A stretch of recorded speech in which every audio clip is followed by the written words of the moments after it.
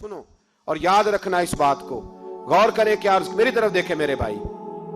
एक मकरान शाह बादशाह गुजरा है ईरान का, कुछ नरम दिल था। वो ना सैर करने निकला, दरमियान में पुल आता था, एक दरिया था, उसका पुल था, और पुल के उस पार जंगल था, सब्जा था, सैरगाहें बनी हुई थी। बादशाह वहां 2-4 दिन रहने का इरादा किया। जब बादशाह वहां पहुंचता है ना मकरान शाह, तो उसने देखा कि वहां 2-3 दिन क़याम करना है, झील है, सैरगाह है, वहां उसने रुकने का प्रोग्राम बना लिया।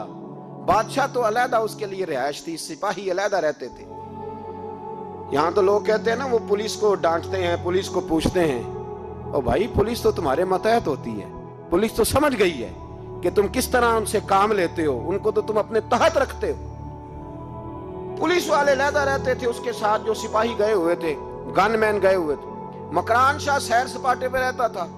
एक बूढ़ी औरत थी, उसकी एक गाय थी, वो जंगल के अंदर बूढ़ी रहती थी, गाय उसकी वहां चरती रहती थी।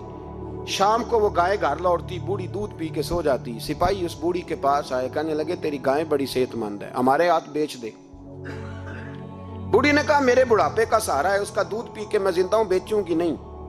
वही वाला काम जो हमारे मुल्क में होता है कि कीमत के साथ जमीन देनी है कि मुफ्त देनी है।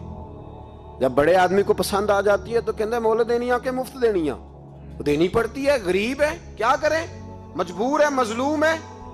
कहा बूढ़ी औरत से सिपाहियों ने बेच दे, कहा नहीं, कहने लगे नहीं बेचेगी तो हम ले लेंगे। उस औरत की गाय जबरदस्ती सिपाही ज़िबा करके खा गए। बूढ़ी ने बादशाह तक पहुंचना चाहा, लेकिन उसको पहुंचने ना दिया गया, मना कर दिया गया, उसकी रसाई ना हो सकी, गरीब औरत थी।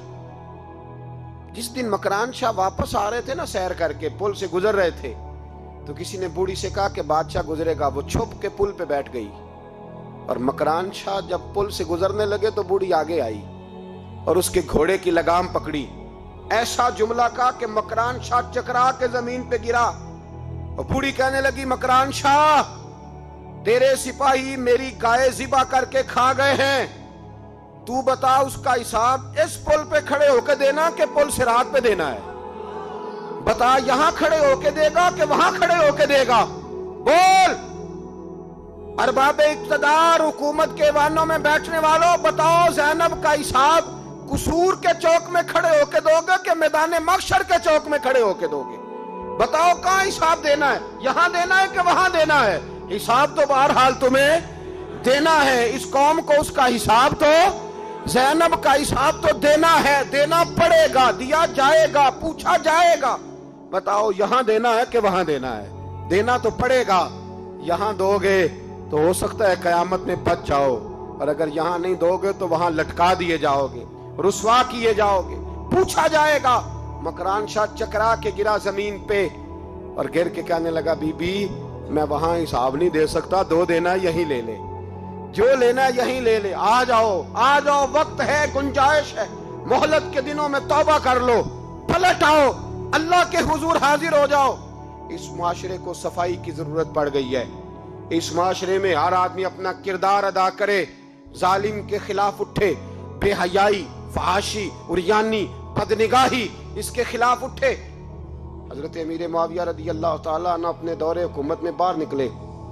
एक बीबी बापर्दा औरत बुरके में गली में घूम रही थी, बुरका डाल के। हजरत अमीर मुआविया दौड़ के मस्जिद चले गए, रोने लगे, कहने लगे सहाबा के जमाने में ये औरतें गली में आ गई हैं, हमारे दौर में ही आ गई हैं, कहीं अल्लाह का कहर नाजिल ना हो जाए। हालांकि वो बापर्दा थी बीबी।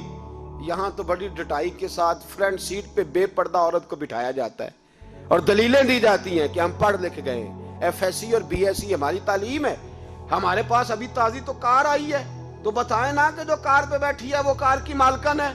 यहां तो हर चीज खोल के बयान करना लोगों ने अपने लिए जरूरी समझ लिया है, अपने कल्चर का हिस्सा बना लिया है। खुदारा फाशी के खिलाफ, बेहयाई के खिलाफ, उरियानी के खिलाफ उठो और इस पुल को बांधो। जब तक फाशी रहेगी, उरियानी रहेगी। पाकिस्तान में 10 के करीब बच्चों के साथ रोज ज्यादती होती है। यह आपके कौमी अखबारात की आज सुबह की रिपोर्ट है। ये तो वो चीजें हैं जो खुल के बाहर आ गई, और इसके अलावा जो बेहयाई के अड्डे खुले हुए हैं, न जाने उनकी तादाद कितनी, किस कदर ज्यादा ظلم ہو رہا ہے۔ میرے رسول پاک صلی اللہ تعالی وسلم نے فرمایا جب کوئی زنا کرتا ہے تو ایمان اس کے سینے سے نکل جاتا ہے اس کے سینے سے۔ آنکھوں پر پردہ ہونا چاہیے، کانوں پر پردہ ہونا۔ اور اگر زینب کے قتل کے بعد بھی کسی کے موبائل میں گندی تصویر ہے اور اس کے قتل کے بعد بھی بے حیائی کے گانے اس کے موبائل میں ہیں، تو پھر وہ رسم کے آنسو نہ بہائے، پھر وہ صرف 2 منٹ کے لیے آگے بڑھ کے مرثیہ خانہ بنے، وہ پھر شاعر اور ادیب بننے کی کوشش نہ کرے، وہ پھر اپنے حصے کا جملہ لگا کر اپنے آپ کو فیس بک پہ ایکٹیو رکھنے کا تماشا نہ کرے۔ کیا مطلب ہوا ان چیزوں کا؟ اگر ابھی بھی برائی کے خلاف نہیں اٹھنا، بے حیائی اور فحاشی کے خلاف نہیں اٹھنا، میرے عزیزو آخری بات سننا اور اس کو ہمیشہ یاد رکھنا۔ میرے نبی پاک صلی اللہ تعالی علیہ وسلم نے فرمایا ہے کسی ایک مسلمان کے قتل میں اگر اہل زمین اہل آسمان سارے بھی شریک ہو جائیں، سارے، تو فرمایا ہو سکتا ہے اللہ سب کو جہنم میں ڈال دے۔ اس لیے کہ جو قتل ہے نا، قتل ایک ہے زیادتی اور ایک ہے پھر اس کے بعد قتل۔ ایک انسان کا قتل انسانیت کا قتل ہے، اتنا بڑا ظلم۔ اور یہاں تو اب قتل کی خبر آ جائے نا اخبار پہ تو اتنی دلچسپی والی رہتی نہیں، اتنے لوگ قتل ہو گئے کوئی حرج نہیں۔ یہ تو ہمارے ہاں تو کسی سیاستدان کی شادی کی خبر آئے گی تو وہ دلچسپی والی ہوگی، اس پر تبصرے ہوں گے، کمنٹس ہوں گے، ایک بندہ مر گیا ٹھیک ہے، غریب آدمی تھا، قتل ہو گیا، جان چھوٹی، معاذ اللہ، اس پہ کون توجہ کرتا ہے؟ یہاں تو ان کے میلے چھیلے تماشوں پر لوگ تبصرے کرتے ہیں، یہ جو کوئی نئی ایکٹنگ کر کے دکھاتے ہیں اس پر ہماری توجہ جاتی ہے۔ اتنی عورتوں نے خودکشی کر لی اس لیے کہ شام کو کھانا نہیں تھا، بچوں سمیت دریا میں کود گئی، یہ ہوتا رہتا ہے، اس کی خیر ہے، معاذ اللہ۔ یہ تو سارے زمانے میں، یہ دیکھو کہ کسی سیاسی لیڈر نے کوئی نئی ایکٹنگ کی ہے تو اس پر تبصرہ کرتے ہیں، اس پر تھوڑی دیر بیٹھتے ہیں۔ او خدا کے بندو، اپنی ترجیحات بدلو۔ میں کہا کرتا ہوں ان کی گاڑیوں کے پیچھے بھاگنا چھوڑ دو گے تو یہ صحیح ہو جائیں گے، ان کی جائز ناجائز چیزوں پر نعرے لگانے بند کر دو گے تو یہ صحیح ہو جائیں گے۔